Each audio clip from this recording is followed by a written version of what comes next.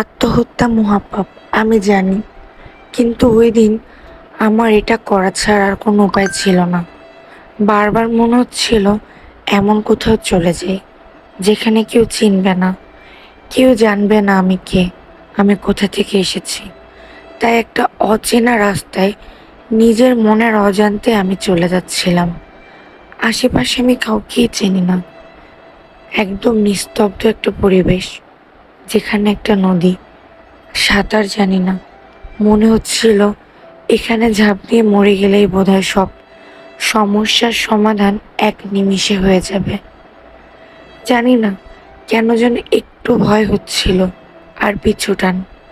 কিসের জন্য এত কষ্ট হচ্ছিল, কার জন্য তাও জানি না, বাট বারবার মনে হচ্ছিল যেহেতু সকল সমস্যার কারণ আমি, সেহেতু সমাধানটা আমিই দিতে পারি। তাই বারবার আমার এটাই মনে হচ্ছিল, কিন্তু না। হঠাৎ করেই কেন যেন অনেক লোক, অনেক আনন্দের ভিড়ে অনেক লোক এসে আমাকে ওখান থেকে বাঁচালো, আর বলল এভাবে নিজের ক্ষতি করবেন না। হঠাৎ করে কেন যেন মনে হলো একটু বাঁচতে শিখি, হয়তো নিজের জন্য, নয়তো অন্য কোনো আপনজনের জন্য।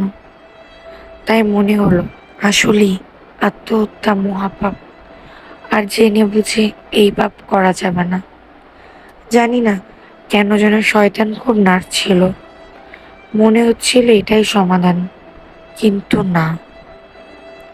একটা সময় পরে আমি বুঝতে পারলাম অন্ততপক্ষে নিজের জন্য বাঁচা উচিত।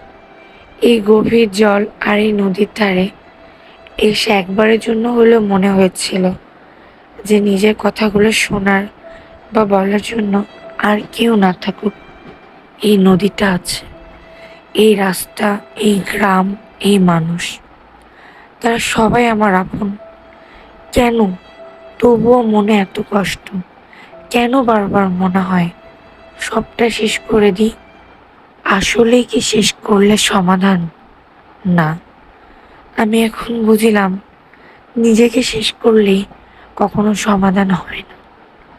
সুতরাং যারা আমার মতো এরকম ভুল সিদ্ধান্ত নেন, দয়া করে প্লিজ নিজের ক্ষতি করবেন না। অন্তত পক্ষে একটু বাঁচুন নিজের জন্য।